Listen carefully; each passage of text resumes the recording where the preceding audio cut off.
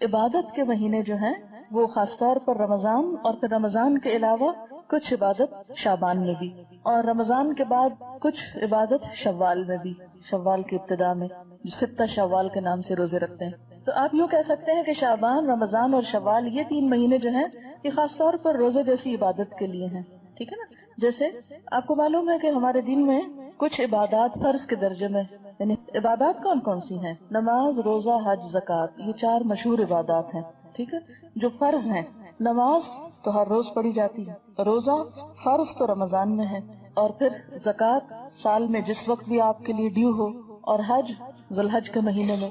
اب ایسا ہے کہ ذوالحج کے مہینے میں حج ہوتا ہے، لیکن 2 مہینہ پہلے سے ایک طرح سے قافلے روانہ ہونے شروع ہوتے ہیں، اور ایک طرح سے تیاری، یہ مینٹلی انسان اپنے آپ کو اس کام کی طرف لے جاتا ہے۔ جیسے نماز پڑھنے کے لیے آپ وضو کر کے تیاری کرتے ہیں، اسی طرح آپ حج کی تیاری ذی القعدہ اور کچھ شوال ہی میں قافلوں کی روانگی جو ہے وہ شروع ہو جاتی ہے۔ اس مہینے میں اگر کوئی احرام پہن کر حرم کعبہ کی طرف جاتا ہے تو اس کا سفر حج شمار ہو سکتا ہے۔ اسی طرح حرام مہینوں میں تو آپ کو معلوم ہے کہ عربوں کے ہاں جنگ کرنا جو تھی وہ حرام تھی، اور امن و امان کے مہینے تھے وہ۔ اسی طرح آپ دیکھیے کہ رمضان جو ہے ایک فرض عبادت کا مہینہ ہے، لیکن رمضان میں داخل ہونے سے پہلے اس کا اہتمام شعبان میں ہی شروع ہو جاتا ہے، یا اس کے لیے ذہنی تیاری شعبان سے ہی شروع ہو جاتی ہے، اور پھر یکا یک سلسلہ منقطع نہیں کیا جاتا، بلکہ کیا کیا جاتا ہے، شوال میں بھی کچھ روزے نفلی رکھے جاتے ہیں۔ اگرچہ شعبان اور شوال کے روزے نفلی روزے ہیں، لیکن یہ رمضان کے آگے پیچھے ہیں۔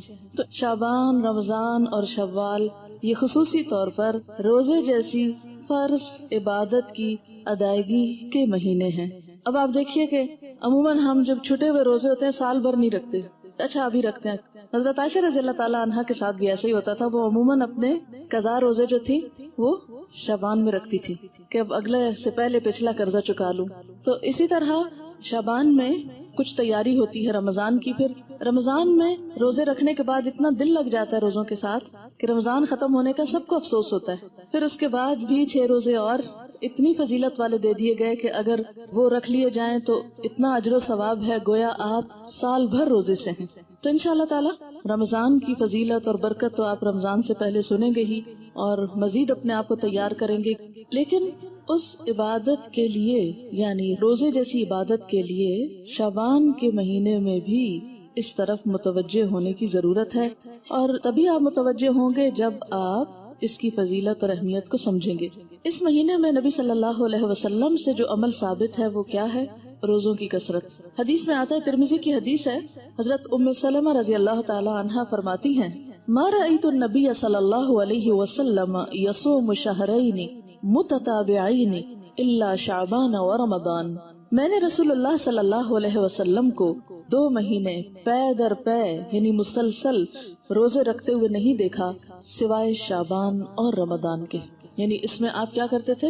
کنٹینیوسلی روزہ رکھتے تھے۔ حضرت اسامہ بن زید بیان کرتے ہیں، میں نے عرض کیا، اے اللہ کے رسول صلی اللہ علیہ وسلم، میں آپ کو کسی مہینے میں سوائے رمضان کے اتنے روزے رکھتے ہوئے نہیں دیکھتا جس قدر روزے آپ شعبان میں رکھتے ہیں۔ آپ نے فرمایا کہ لوگ اس رجب اور رمضان کے درمیان والے مہینے کی فضیلت سے غافل ہیں، لوگ رجب اور رمضان کے بیچ والے مہینے کی فضیلت سے غافل ہیں، وہ اس مہینے کی پرواہ نہیں کرتے، قدر نہیں کرتے، حالانکہ اس مہینے میں لوگوں کے اعمال اللہ کے سامنے پیش کیے جاتے ہیں، اور میری چاہت یہ ہے کہ میرے اعمال اللہ تعالیٰ کے سامنے روزہ داری کی حالت میں پیش ہوں، یعنی جب اللہ تعالیٰ کے سامنے پیش ہوں تو میں روزے کی حالت میں۔ اس حدیث کو سن کر آپ کو کیا احساس ہوا ہے، کیا خیال آیا ہے؟ جی آپ پیچھے آپ نے دیکھا ہوگا نا کہ جیسے کوئی شخص غلط کام کر لیتا ہے پھر کسی کے سامنے پیش کیا جاتا ہے، مثلا آپ پرچہ دیتے ہیں، پیپر دیتے ہیں نا، تو اس میں کچھ گڑبڑ کر جاتے ہیں، کوئی سستی کرتے ہیں، غفلت کرتے ہیں، جواب صحیح نہیں لکھتے،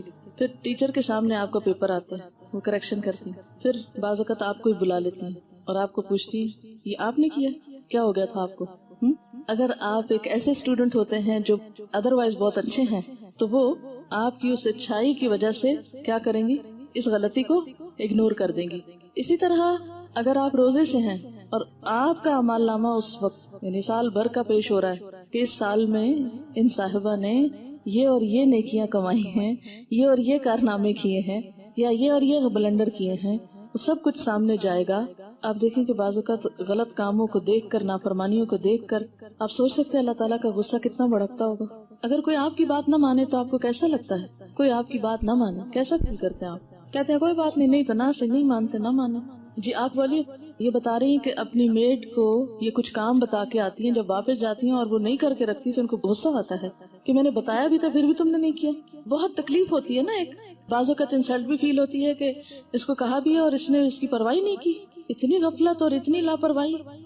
جی ہاں، دکھ اور افسوس بھی ہوتا ہے. تو آپ دیکھیے کہ جب آپ کا رجسٹر، آپ کے سال بھر کے کام پچھلے شعبان سے اب تک جو آپ نے کیا وہ جو پیش ہوتا ہوگا، ویسے تو اللہ تعالیٰ روز بھی دیکھتے ہیں نا آپ کو، ہر لمحہ جانتے ہیں. اس کو پھر میں ایک چھوٹی سی مثال کے ذریعے بات سمجھاؤں گی. جیسے آپ کی ٹیچر کلاس میں روز سبق سنتی ہیں آپ کا، ان کو اندازہ ہوتا ہے کہ آپ کتنا جانتے ہیں، لیکن پیپر دیتے ہوئے آپ کو کوئی وحشت آتی ہے کہ نہیں ہوتی ہے؟ کوئی ٹینشن آپ پر ہوتی ہے؟ حالانکہ آپ روز ٹیچر کے سامنے اچھا یا برا سبق سنا رہے ہوتے ہیں، یا کام کیا نہیں کیا، لیکن وہی چیزیں دوبارہ پیپر میں آتی ہیں. تو ہر ایک چیز کا اپنا ایک طریقہ اور ایک کرینہ اور ایک سلیقہ ہوتا ہے نا. تو بالکل اسی طرح روز آپ کا اللہ تعالیٰ کی نظر میں ہونا اپنی جگہ ہے، لیکن لکھے ہوئے اعمال، تصویریں کھینچی ہوئی آپ کی البم، سارے کے سارے جب ایک خاص انداز میں پیش کیے جاتے ہیں کہ یہ کتاب تیار ہے، اتنا عمل زیادہ، اتنا کم ہے، اور ہم اس سے غافل ہوتے ہیں تو اور تو کچھ نہیں کر سکتے. ایٹ لیسٹ اس مہینے میں حسب توفیق نیکی کے کام کریں تاکہ اعمال نامہ جب پیش ہو تو اللہ تعالیٰ ہماری غلطیوں سے درگزر فرمائے. اور آخرت میں تو پیش ہونا ہی ہے نا. یومئذ تعرضون لا تخفى منکم خافیہ. اس دن تم پیش کیے جاؤ گے، تمہاری کوئی چھپی ہوئی بات بھی چھپی نہ رہے گی. جو آج دنیا میں چھپا ہوا ہے نا وہ وہاں چھپا نہیں رہے گا. اور نبی صلی اللہ علیہ وسلم اپنے اعمال نامے کے پیش کرنے کے لیے کیا پسند کرتے تھے کہ اس حال میں ہو کہ میں روزے میں ہوں. جی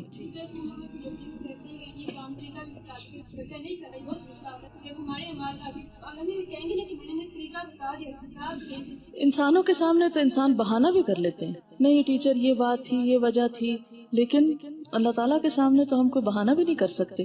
بس اللہ تعالیٰ کو کیا مطلوب ہے؟ ہمارا دل کدھر رجوع کر رہا ہے، ہماری سوچ کدھر ہے، ہمارے دل میں اس کی محبت کتنی ہے، اور ہماری ایفرٹ کیا ہے، اور ہم کتنا رجوع کرنے والے ہیں. اور بنیادی طور پر اللہ تعالیٰ کو آپ سے بندگی مطلوب ہے، عاجزی مطلوب ہے کہ آپ اس کے بن جائیں. جی آپ جی ہاں، جن کے اوپر ہمارا کوئی احسان نہ ہو، اگر وہ ہماری بات نہیں بھی مانتے تو کوئی دکھ نہیں اتنا ہوتا، کہتے چلو ٹھیک ہے اس کی مرضی. مثلا آپ کوئی بازار میں ہیں، آپ کو کوئی ٹیکسی لینی پڑی، آپ ٹیکسی والے کہتے اپنے روپے میں آپ کو دوں گی، آپ مجھے اس جگہ پہنچائیں. وہ نہیں مانتا تو آپ کہتے نہیں تو نہ صحیح، چلو میں کوئی اور کہیں معاملہ کر لیتی. کسی دکان پہ جاتے ہیں، آپ کوئی معاملہ کرتے ہیں، دوسرا شخص نہیں آپ کی بات مان، کہتے ہیں نہ صحیح کوئی بات نہیں. لیکن جس پر آپ نے احسان کیا ہو پھر وہ آپ کی بات نہ مانے. اور آپ دیکھیں کہ اللہ تعالیٰ کے ہم پر کس قدر احسانات ہیں، اور پھر ہم کیا کر رہے ہیں اور کتنا کر رہے ہیں. میں سوچتی ہوں کہ کبھی ہم اپنی آنکھوں، کانوں، دل، دماغ کے ساتھ اپنے آپ کو حوالے تو کریں اللہ کے. اسلمت لرب العالمین. غلطی تو ہونی ہے، اس سے نہیں بچ سکتے ہم، لیکن ایک ہے غلطی ہو جانا اور انسان ہونے کے ناطے کوتاہیاں، کمیاں ہمارے اندر ہونا، اور ایک ہے غفلت، ہٹ دھرمی، لاپرواہی، بے نیازی کا رویہ اختیار کرنا، دل چاہے کوئی کام کر لیا نہیں تو نہ صحیح. یہ رویہ بڑا تکلیف دہ ہے ایک انسان کے حق میں جو وہ اللہ کے ساتھ برتتا ہے. اچھا، اب ایک اور بات یہ ہے، ہم میں سے اکثریت روزے تو نہیں رکھتے شعبان کے، کیونکہ ہم ڈرتے ہیں کہ پھر ہم کمزور ہو جائیں گے اور رمضان کے جو روزے ہیں وہ نہیں رکھ پائیں گے. تو اس کا علاج کیا بتایا گیا ہے کہ 15 شعبان کے بعد نہ رکھیں. ٹھیک ہے نا، نصف شعبان کے بعد روزہ رکھنے سے منع کیا گیا، اور خصوصاً آخری 2 دن جو ہیں ان میں شک کا روزہ بالکل منع ہے. کہ کوئی شخص کہے نہیں میں احتیاطاً روزہ رکھ رہا ہوں، کیا پتا آج رمضان ہو گیا اور میں نے چاند نہ دیکھا ہو، اور یہ جو سب بتا رہے ہیں کیا پتا یہ بھی غلط ہو، تو وہ شخص شک کا روزہ رکھے. تو شک کے روزے سے منع کیا گیا ہے، اور اس کے علاوہ 15 کے بعد روزے سے منع کیا گیا. اب آپ نے دیکھا کہ ایک طرف تو نبی صلی اللہ علیہ وسلم کا عمل ہے کہ وہ 2 مہینے مسلسل روزے رکھتے تھے، دوسری طرف منع کیا گیا ہے کہ 15 کے بعد روزہ نہ رکھا جائے. تو یہ کنٹراڈکشن نہ ہو گئی؟ اسی لیے تو ہم حدیث کو مانتے نہیں ہیں، ایک میں کچھ آتا ہے دوسرے میں کچھ اور آتا ہے. کوئی جواب دے گا؟ جی آپ. شابش، ٹھیک ہے، یاد رکھیے انشاءاللہ آپ اصول الفقہ بھی پڑھیں گے اور چیزیں بھی، اور بھی ذہن کھلے گا آپ کا. جب آپ کا عمل اور قول آمنے سامنے آ جائے تو عمل آپ کے اپنے لیے خاص ہوتا ہے اور قول امت کے لیے ہوتا ہے. ٹھیک ہے نا؟ بعض جگہ آپ کو ایسا ملے گا کہ ایک جگہ آپ کسی چیز سے روکتے ہیں لیکن ہم دیکھتے ہیں آپ خود وہ کام کر رہے ہوتے ہیں. مثلاً ایک اور روزے سے بھی منع کیا گیا ہے. وہ کون سا روزہ ہے؟ ہاں صوم. ماشاء اللہ آپ کی معلومات تو بہت ہے. بخاری پڑھتے ہیں نا اس لیے کوئی فائدہ ہوا پڑھنے کا؟ الحمدللہ. صوم وصال سے منع کیا گیا. وہ کون سا ہوتا ہے صوم وصال؟ مسلسل روزہ رکھنا. کس طرح؟ جیسے صبح روزہ رکھا، افطار کے وقت افطار نہیں کیا، پھر اگلے دن کی اسی وقت نیت کر لی، پھر رات بھر کچھ نہیں کھایا، اگلے دن پھر روزہ. اس کو صوم وصال کہتے ہیں. آپ صلی اللہ علیہ وسلم خود ایسا روزہ رکھتے تھے کیونکہ آپ کی طاقت، جیسے انہوں نے فرمایا، آپ کی کیپیسٹی، آپ کی طاقت، آپ کا مقام اور آپ کی کچھ عبادات امت سے خاص تھی. کیونکہ آپ کا مقام بہت بڑا ہے نا، تو جتنا بڑا کوئی مقام کسی کا ہوتا ہے اتنی بڑی اس کی ذمہ داری بھی ہوتی ہے. ٹھیک ہے. تو جیسے آپ نے ہمیں صوم وصال سے منع کیا، اسی لیے عام لوگوں کو 15 کے بعد روزوں سے منع کیا گیا ہے تاکہ وہ خوف میں نہ رہیں کہ ہم رمضان سے پہلے ہی کمزور ہو گئے ہیں. جیسے پہلے 15 دنوں میں روزے رکھیں، پھر اس کے بعد آخری 15 دنوں میں آپ آرام فرمائیں، پھر اس کے بعد رمضان کی ابتدا کریں. ٹھیک ہے. اچھا، نبی صلی اللہ علیہ وسلم کے کافی سارے خصائص ہیں. سورۃ الاحزاب میں شاید کچھ ذکر کیے تھے. تو خصائص ہیں آپ کے جو آپ کو امت سے خاص کرتے ہیں، کیونکہ آپ نبی ہیں نا، عام انسان کی طرح تو نہیں ہے. لیکن کچھ کام ایسے ہیں جو آپ نے عام انسانوں جیسے کیے ہیں، جیسے کھانا پینا، بازار جانا وغیرہ وغیرہ. خیر یہ تو ایک الگ بحث ہے. اچھا، اب مشکل یہ ہے کہ کچھ لوگ روزہ وغیرہ تو کوئی نہیں رکھتے مگر حلوہ ضرور پکاتے ہیں 15 شعبان کو، شب رات دھوم دھام سے مناتے ہیں. اب ہماری قوم کی اکثریت اس بات سے بالکل غافل ہے، بھولی ہوئی ہے. یہ جو ابتدائی شعبان ہے اس کے روزے کتنے فضیلت والے ہیں، لیکن حلوہ پکانے کی جو رسم ہے وہ بہت لوگوں کو پتا ہے. اچھا، اب بعض لوگ یہ بھی کہتے ہیں کہ یہ مردوں کی عید ہے. جی، کسی نے سنا ہے یہ پہلے؟ افسوس کہ ایسی میں نے آپ کو بتا دی ایک غلط بات. لیکن معاشرے میں کچھ جگہوں پر یہ مشہور ہے. تو یہ ہے کہ اس کو مردوں کی عید کہا جاتا ہے. تو اس ضمن میں بھی یہ ویسے بنیادی طور پر اس دن وہ ختم کا حلوہ ہی پکاتے ہیں اور مردوں کو ثواب پہنچانے کے لیے، اور اس قسم کی رسومات جو ہیں وہ ادا کی جاتی ہیں. اور اس کے لیے دلیل کیا دیتے ہیں؟ بعض کا خیال یہ ہے کہ نبی صلی اللہ علیہ وسلم کا دندان مبارک احد کی جنگ میں شہید ہوا تھا، تو اس وقت آپ سے روٹی نہیں کھائی جاتی تھی، آپ کو حلوہ پکا کر دیا گیا تھا. تو اس لیے ہم بھی حلوہ پکاتے ہیں، یعنی وہ اس سے ریلیٹ کرتے ہیں اس حلوے کو. آپ کو معلوم ہے جنگ احد کب ہوئی تھی؟ شاباش، شوال 2 ہجری میں ہوئی تھی. اب شعبان تو تھا ہی نہیں، یعنی جنگ احد 15 شعبان کو تو ہوئی نہیں. ٹھیک ہے نا. تو اب یہ کہنا کہ ہم اس لیے حلوہ کھا رہے ہیں ثواب سمجھ کے کہ وہ آپ صلی اللہ علیہ وسلم نے کھایا تھا اس دن. اور دوسری بات یہ ہے کہ عربوں کے ہاں یہ جس قسم کا آپ حلوہ پکاتے اور کھاتے ہیں اور جو رسم مناتے ہیں، اس طرح کا حلوہ یہ عرب ڈش نہیں ہے. بیسیکلی اس طرح کے حلوے کی ریسیپی فرق ہے. لفظ حلوہ جو ہے وہاں سویٹ کے لیے، مٹھائی کے لیے بھی استعمال ہوتا ہے اور سویٹس کے لیے بھی استعمال ہوتا ہے اور گھر میں پکائے ہوئے حلوے کے لیے بھی ہو سکتا ہے. ٹھیک ہے. لیکن یہ جو ہم عام طور پر سوجی کا حلوہ پکاتے ہیں اور ایک خاص طرح سے رنگ وغیرہ بھی ڈال لیتے ہیں بعض اوقات اس میں، تو یہ ہمارے اپنے ذائقے ہیں اور اپنے کھانے پینے کی سلسلہ. اور پوری اس کا تو آپ سوچیں بھی نہ. آپ کو معلوم ہے صحابہ کرام نے پہلی دفعہ میدے کی روٹی کب دیکھی تھی؟ نبی صلی اللہ علیہ وسلم کے زمانے میں کبھی میدے کی روٹی پکی ہی نہیں تھی، پکائی ہی نہیں گئی تھی. اور آپ خود کیا تناول فرماتے تھے؟ جو کی روٹی، ان چنے آٹے کی روٹی. آپ کس شوق میں پوریاں پکاتے ہیں؟ پھر یہ کون سی سنت ہے؟ ویسے ٹھیک ہے اپنے رواج کے لیے آپ پکائیں، مگر ایسی چیزوں کو اوائڈ ہی کریں تو بہتر ہے. تو اس لیے یہ کہنا کہ اس دن حلوہ پوری پکانا اس کی کوئی دلیل ہے یا اس کے پیچھے کوئی سنت ہے یا ثواب ہے، تو نہیں، یہ پھر ایک طرح سے بدعت ہو جاتی ہے. اچھا، بعض لوگوں کا خیال یہ ہے کہ اگر کوئی شب رات سے پہلے فوت ہو جائے اور اس کے نام پر حلوہ پوری نہ پکائی جائے تو وہ شخص اس وقت تک مردوں میں ہی نہیں شامل ہوتا. پتہ نہیں کہاں رہتا ہے وہ. پھر آپ اس کے نام پہ پکا رہے ہیں، کتنا ظلم ڈھا رہے ہیں کہ اس کو مردہ ثابت کرنے لگے ہیں یا مردوں میں شامل کرنے لگے ہیں. اسے رہنے دیں کہیں جیتوں میں. پھر جی ہاں، قبروں کی لپائی ہوتی ہے باقاعدہ. یہ پچھلے سال میں ملتان میں تھی اور میں نے خود دیکھی اور کچھ تصویر وغیرہ بھی دور سے اتاری کہ جو لوگ، یعنی مجھے یاد ہی نہیں تھا کہ آج 15 شعبان ہے. تو صبح کے وقت ہم گھر سے نکلے، اتنے لوگ قبرستان میں، اتنے لوگ. میں نے کہا خیر ہو، اتنے لوگ نعوذ باللہ کوئی اندر دفن ہو رہے ہیں یا کیا ہو رہا ہے. نہیں سچ مجھے پہلے نہیں سمجھ آئی کہ اتنا کیوں اس میں رش ہے نا. پھر تھوڑا سا ہم آگے گلی، وہ ہمارے ایک رشتے دار ہیں، ان کا گھر اس طرح ہے کہ جب ان کے گھر سے نکلتے تو گلی کے دائیں بائیں قبرستان پہ باہر مین سڑک پر آ جاتے ہیں تو پھر وہاں سے بھی نظر آتا ہے. جب ہم گلی سے نکل کے مین سڑک پہ پہنچے تو وہاں ایک سبیل لگی ہوئی تھی، تو اس سے پتا چلا کہ یہ عید کی طرح کا کوئی موقع ہے. اور پھر لوگ باقاعدہ لپائی کر رہے تھے، بچے بھی اور بڑے بھی قبریں لیپ رہے تھے، اور پھر کوئی پھول ڈال رہے تھے، اور کوئی رات کو وہ چراغاں کر رہے تھے. اب میں یہ سوچ رہی تھی کہ اگر ساری قوم سال میں ایک دن قبرستان کی صفائی کرنے لگتی ہے یا قبرستان میں جا کے لپائی اور اس پہ لگ جائے، تو آپ دیکھیں کہ باقی کام کتنے رہ جائیں نا.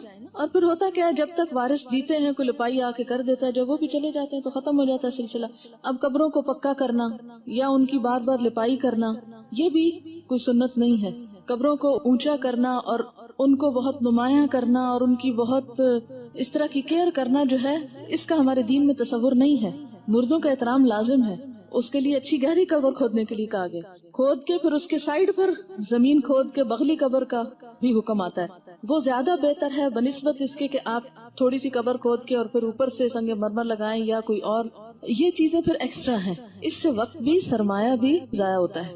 مردوں کو جو چیز فائدہ دیتی ہے وہ حلوہ پوری نہیں ہے، وہ آپ کی دعا ہے، جس کے لیے آپ 15 شعبان کا انتظار نہ کریں. کب کریں وہ دعا؟ ہر روز کریں، ہر روز نماز پڑھیں اور کہا کریں ربنا اغفر لی ولوالدی وللمؤمنین. اس میں سارے قبروں والے آ جاتے ہیں. وللمؤمنین یوم یقوم الحساب. صرف قبروں کے اندر والے نہیں آتے، باہر والے بھی آتے ہیں. المؤمنین اتنی تو گرامر پڑھ لی ہے نا، ال لگ جائے اور پھر جمع کا بھی ہو ساتھ، سارے مومن آ جاتے ہیں، زندہ ہو کے من الاحیاء والاموات سب آ جاتے ہیں. تو بنیادی طور پر اس رات میں نہ تو کوئی حلوہ پکانے کا حکم ملتا ہے اور نہ ہی دن کو قبروں کی لپائی کا حکم ملتا ہے، اور نہ ہی اس قسم کی کوئی خاص اس دن کی کوئی عید ہے. اور پھر اسی طرح یہ ہے کہ بعض لوگ اپنے گھروں کی خاص صفائی کرتے ہیں اس دن. ہو سکتا ہے آپ لوگ نہ کرتے ہوں، لیکن یہ رواج بھی ہے. اور ایک مخصوص جگہ پہ حلوہ چپاتی رکھتے ہیں، یہ لپائی وغیرہ کر کے تو ایک خاص کارنر جیسے ہوتا ہے. اور بعض لوگ اس کے ساتھ موسمی پھل اور مٹھائیاں وغیرہ بھی اس جگہ یعنی سجاوٹ کرتے ہیں، بوفے کی طرح بنا لیتے ہیں اس کارنر کو.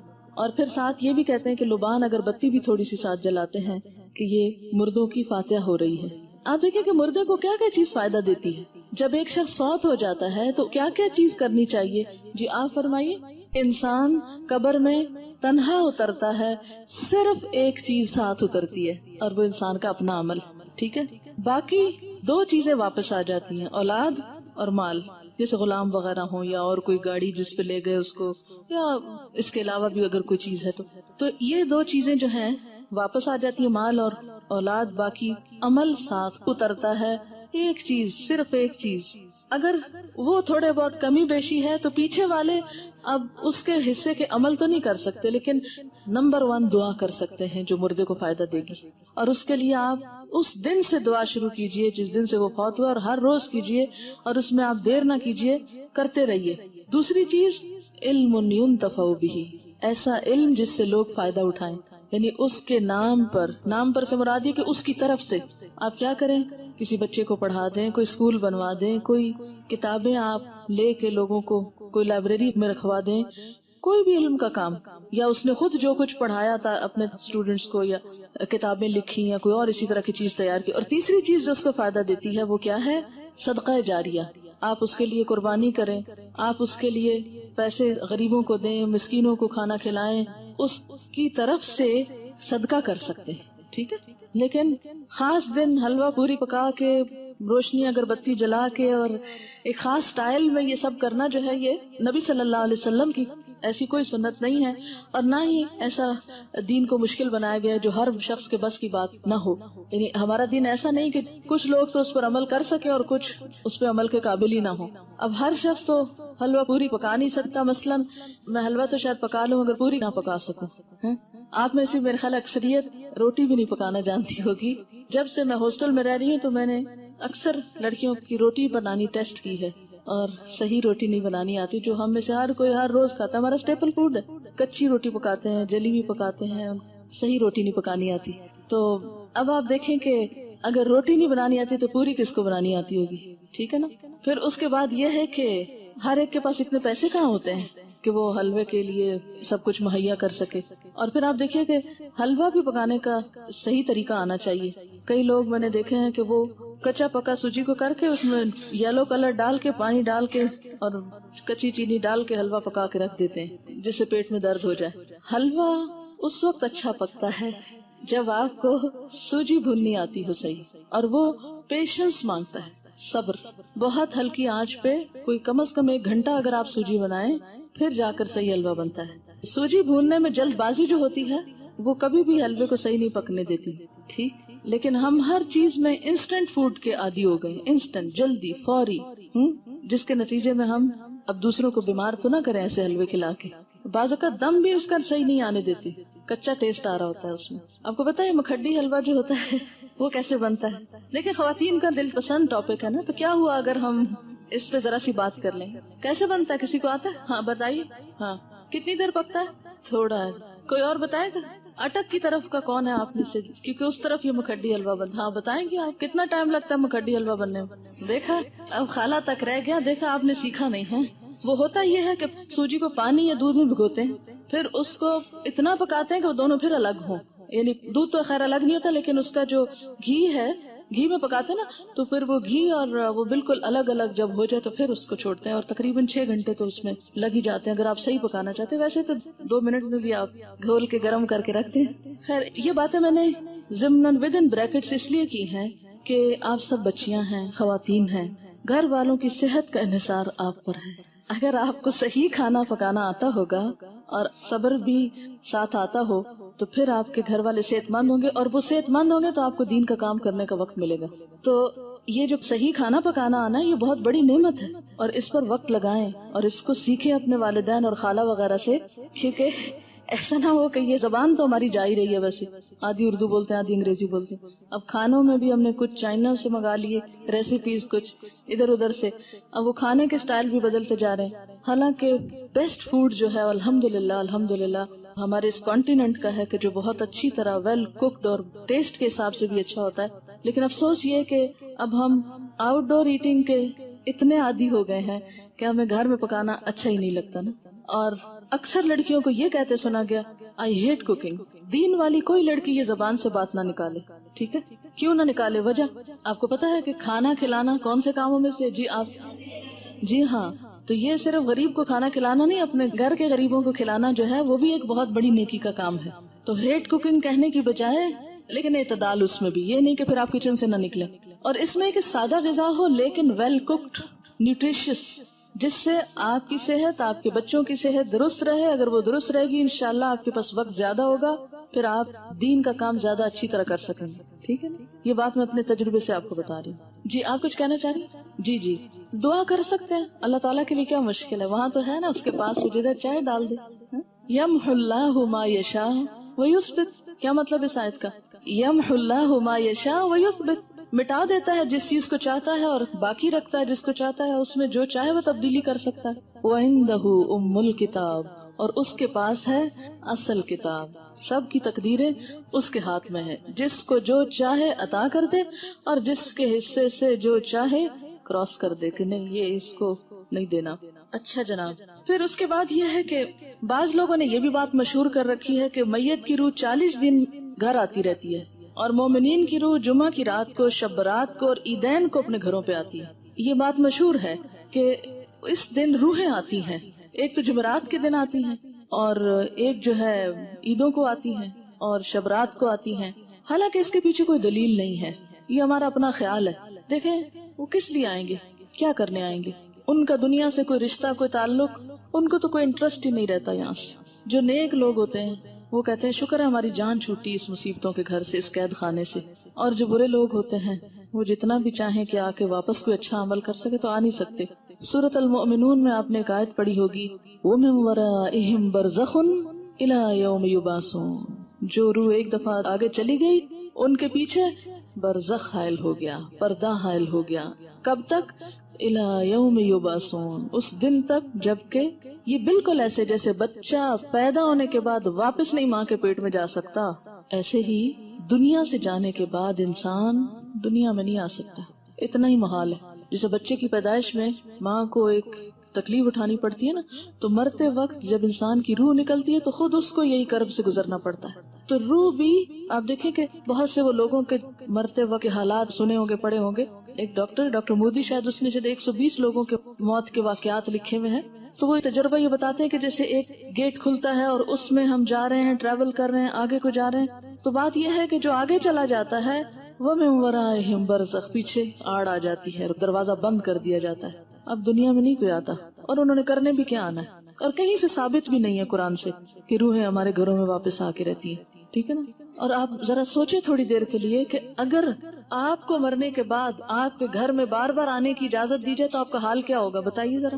آپ دیکھیں گے آپ کا سامان کسی کے پاس چلا گیا، آپ کی چیزیں کسی نے توڑ دی ہیں، آپ کی چیزیں کسی نے پھینک دی ہیں، خراب کر دی ہیں، تو آپ دیکھ دیکھ کے کیا کریں گے.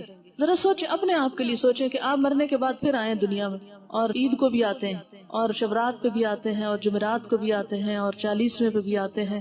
تو پھر آ کے آپ کیا کرتے ہیں، کیا کریں گے آگے؟ کتنی حسرتیں ہوں گی نا. تو کیا آپ سمجھتے کہ اللہ تعالیٰ بندوں کو اس طرح حسرتوں میں مبتلا کرتا ہے کہ واپس بھیج کے، یعنی سارے تو عید کے کپڑے پہن کے کھڑے ہوں اور ہم دور کھڑے دیکھتے رہے ہیں کہ یہ عید منا رہے ہیں اور ان کو ہم بھول گئے، ہمیں یاد ہی نہیں کرتے اب یہ. اور پھر ہمارا دل چاہے گا کہ ہم کسی کو گلے ملیں، یہ جو آپس میں ہم بھی ملیں تو مل نہیں سکیں گے. اور پھر کسی کو دیکھ کے دل چاہے گا کہ اس سے بات کریں، بات ہی نہیں کر سکیں گے. تو یہ بات عقل کو بھی نہیں لگتی کہ کوئی مرنے کے بعد پھر دنیا میں آئے، اور پھر آئے بھی خاص اوکیزنز پہ جب لوگ خوشیاں منا رہے ہوں، اور آپ مر کے آ کے ان کے سر پہ دیکھ رہے ہوں حسرت سے. کس قدر افسوسناک بات ہے. تو اور پھر یہ تو چلو ویسے ہم سوچ رہے ہیں نا کہ اگر ہو، if it is possible تو how does it look like، لیکن قرآن میں بھی کہیں نہیں لکھا ہوا اور حدیث میں بھی کہیں اس طرح نہیں پتا چلتا. ہاں یہ ہے کہ مردہ جب قبر میں ہوتا ہے نا تو اس کے حساب کے لیے اس کو واپس روح لوٹائی جاتی ہے، اس کو اٹھا کے بٹھایا جاتا ہے. اور وہ جو ایک کنیکشن ہے نا مردے کا قبر میں اور برزخ میں، وہ ایک خاص کنیکشن ہے. جیسے ہمارے پاس ایک ٹیلی فون ہے اور ایک کسی اور جگہ پر ہے، تو وہ ایک خاص وائر کے ذریعے کنیکشن ہے. تو جسم اور روح کا ایک کمیونیکیشن کو ہو سکتا ہے آپس میں، لیکن وہ قبرستان کی حد تک ہو جائے تو ہو جائے، کیونکہ وہاں سزا جزا کا ایک کنسپٹ موجود ہے قبروں کے اندر. لیکن عام گھروں میں اور گھروں کے اندر آ کر، اور پھر یہ کہ کچھ روحیں بھٹکتی ہیں اور کچھ روحیں دوسروں کے اوپر مسلط ہو جاتی ہیں، اور یہ سب جنات ہوتے ہیں جن کو انسانی روحیں سمجھ کر وہ کیا جاتا ہے. اور بعض اوقات شیاطین دھوکہ دیتے ہیں انسانوں کو، کیونکہ بعض لوگ کہتے ہیں نا مجھے بالکل ابھی خوشبو آئی تھی اور مجھے ایسے لگا جیسے مجھے کسی نے آواز دی ہے، اور مجھے بالکل وہ تو میرے بھائی جیسا ہی تھا، کوئی مجھے ہیولا نظر آیا گھر میں، اور یہاں خانہ کعبہ میں نظر آیا فلاں، وہ تو فوت ہو چکا. یہ سب اگر آپ نے سائیکالوجی پڑھی ہوئی ہو تو اس میں آپ نے پڑھا ہوگا، التباس کے بارے میں پڑھا ہوگا، ہیلوسینیشن وغیرہ کے بارے میں.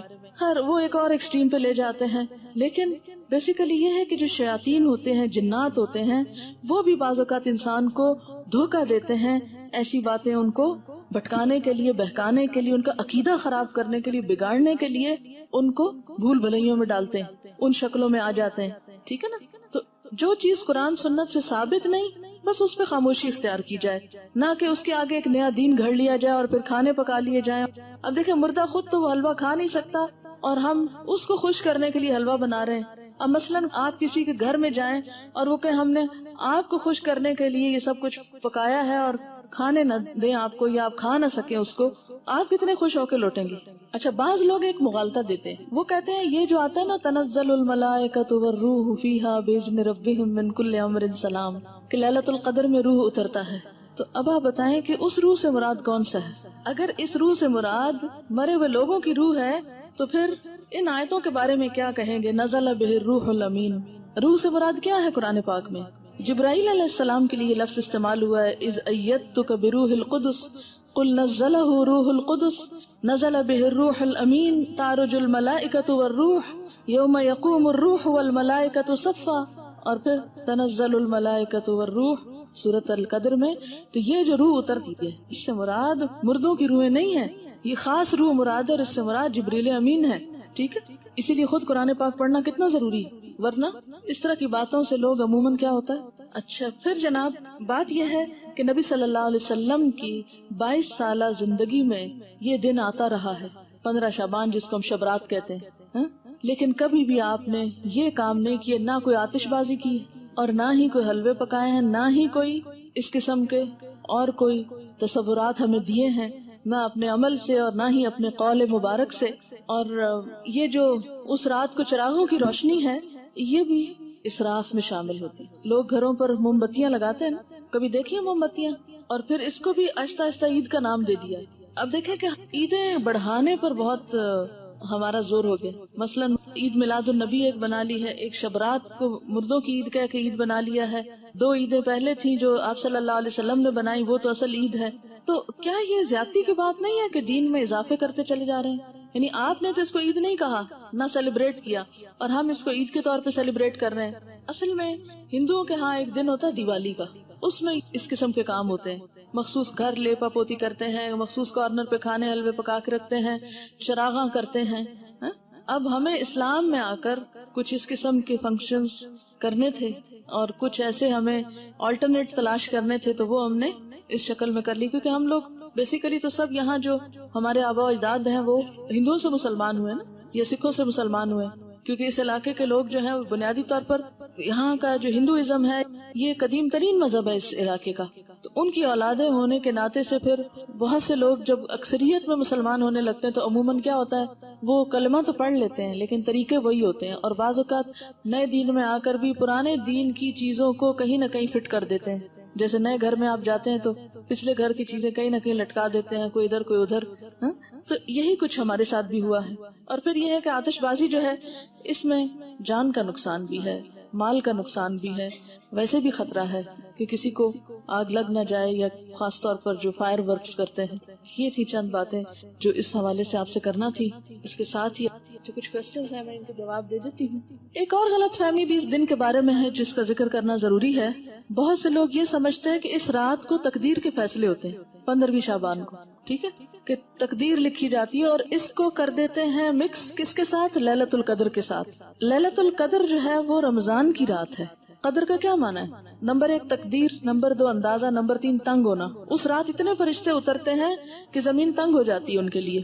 نمبر 2 یہ کہ وہ بڑی قدر و قیمت والی رات ہے کہ قرآن نازل ہوا تھا, انا انزلناہ فی لیلۃ القدر.